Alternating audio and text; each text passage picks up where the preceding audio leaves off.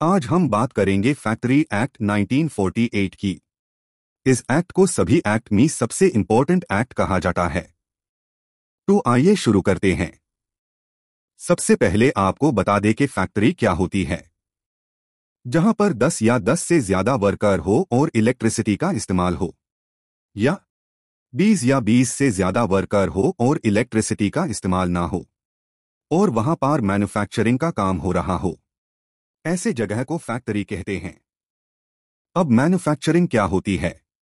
तो raw material को finished या सेमी फिनिश्ड प्रोडक्ट में चेंज करना मैन्युफैक्चरिंग कहलाता है। अब सबसे पहले बात करते हैं फैक्ट्री एक्ट के प्रोविजंस की। तो इसमें सेक्शन 11 से लेकर सेक्शन 20 तक हेल्थ प्रोविजंस आ जाते हैं, जिसमें फैक्ट्री की साफ सफाई, वेस्ट मटेरियल को डिस्पोज करना, सही मात्रा में वेंटिलेशन और टेम्परेचर मेंटेन करना, डस्ट और गैसेस को कंट्रोल करना, आर्टिफिशियल ह्यूमिडिटी को कंट्रोल करना, भीड़ भाड़ को रोकना, साफ पानी की व्यवस्था करना, मेल और फीमेल के लिए अलग अलग टॉयलेट्स होना, और थूकने की सही जगह को बनाना शामिल है। इसके बाद आते हैं सेफ्टी प्रोविजन, जो सेक्शन 21 से 41 तक आते हैं। इसमें मशीन्स को कवर करना, खुद से चलने वाली मशीन्स के पास सेफ्टी रूल्स लगाना, मशीन्स पर बच्चों को ना लगाना, लिफ्ट्स की सिक्योरिटी इंश्योर करना, गैसेस को रोकने वाले प्रेशर वेसल्स को टेस्ट करना, फायर प्रोटेक्शन रखना, 1000 से ऊपर एम्प्लॉयीज होने पर एक सेफ्टी ऑफिसर अपॉइंट करना। उसके बाद आते हैं वेलफेयर प्रोविजन, जो सेक्शन 42 से 50 तक आते हैं। इसमें वॉशिंग फैसिलिटीज प्रोवाइड करना, कपड़ों को स्टोर करने और सुखाने की फैसिलिटी प्रोवाइड करना, वर्कर्स के लिए सिटिंग अरेंजमेंट्स करना, हर 150 एम्प्लॉयीज पर एक फर्स्ट एड बॉक्स रखना, जहां एम्प्लॉयीज 250 से ज्यादा हो वहां कैंटीन फैसिलिटी प्रोवाइड करना, जहां एम्प्लॉयीज 130 से ज्यादा हो वहां शेल्टर्स, रेस्टरूम और लंच रूम प्रोवाइड करना, जहां 30 फीमेल वर्कर हो वहां बच्चों के लिए क्रेशेस प्रोवाइड करना। अगर एम्प्लॉयीज 500 से ज्यादा हो तो एक वेलफेयर ऑफिस अपॉइंट करना। अब आते हैं वर्किंग आवर से रिलेटेड प्रोविजन, जो सेक्शन 51 to 66 तक आते हैं। सबसे पहले आते हैं वीकली वर्किंग आवर, जो 48 आवर से ज्यादा नहीं हो सकते, और ये वर्किंग आवर है। इसमें रेस्ट आवर काउंट नहीं होते। Daily hours, daily normal working hours 9 hours से ज्यादा नहीं हो सकते। रेस्ट या लंच आवर्स, हर 5 घंटे के बाद 30 मिनट्स का ब्रेक मिलना चाहिए। हफ्ते में एक दिन वीकली ऑफ होता है, वो हर कंपनी अपने अकॉर्डिंग किसी भी दिन रख सकती है। दिन के 9 आवर्स के बाद और हफ्ते के 48 आवर्स से ज्यादा काम करने के बाद एम्प्लॉयीज जो भी एक्स्ट्रा काम करता है वो ओवरटाइम में काउंट होता है, और ओवरटाइम बेसिक सैलरी का पर आवर का डबल रेट होता है।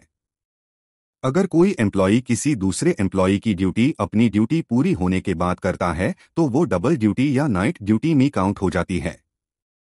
विमेन का शाम को 7 बजे और मॉर्निंग में 6 बजे से पहले काम करना इस एक्ट में इलीगल बताया गया है। अब आता है बच्चों का और किशोर का काम करना, जो सेक्शन 67 से 77 में आता है। जिनकी एज 14 इयर्स से कम हो उन्हें काम करना अलाउड नहीं है। किशोर जो 15 to 18 इयर्स के बीच होते हैं उन्हें मेडिकल फिटनेस होने पर काम पर लिया जा सकता है। इनके लिए working hour 4.5 hours per day से ज्यादा नहीं हो सकते और नाइट शिफ्ट इनके लिए मना है। अब आता है एनुअल लीव विद वेजेस, जो सेक्शन 78 से 84 में आती है। इसमें अगर कोई एम्प्लॉय 240 डेज वर्किंग करता है उसके हर 20 डेज के बाद एक पेड लीव मिलती है, और किशोर बच्चों को हर 15 डेज में एक छुट्टी मिलती है, और ये 240 डेज वर्किंग डेज होते हैं। इसमें संडे और नेशनल हॉलिडेज काउंट नहीं होते, और अगर कोई ये लीव्स यूज नहीं करता तो हर ईयर ये कैरीड फॉरवर्ड होती है, और आप इन्हें कैश भी करवा सकते हो। इसको हम अर्न्ड लीव और प्रिविलेज्ड लीव भी कहते हैं। अब आता है कि इस एक्ट में अगर कोई कंपनी कमी रखती है तो क्या पेनल्टीज हो सकती है, जो सेक्शन 92 से 106 में आती है। अगर किसी भी तरह की जनरल कॉन्ट्रावेंशन हो तो ₹1 लाख तक का फाइन और 2 इयर्स की इम्प्रिजनमेंट।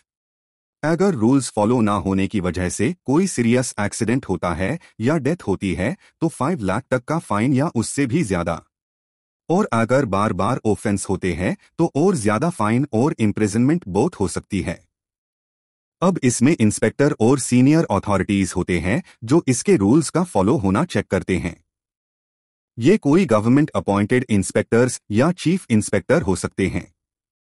वो कभी भी कंपनी के अंदर एंटर कर सकते हैं, इंस्पेक्शन कर सकते हैं, रिकॉर्ड्स को एग्जामिन कर सकते हैं और इम्प्रूवमेंट नोटिसेस इश्यू कर सकते हैं।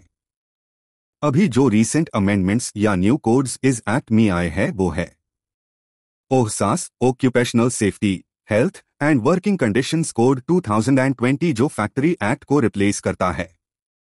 इसमें बाकी 13 लेबर लॉज को मर्ज किया है। नेक्स्ट वीडियो में बाकी के लेबर लॉज को जानेंगे। तो बने रहिए हमारे साथ। वीडियो को लाइक शेयर और सब्सक्राइब जरूर करें।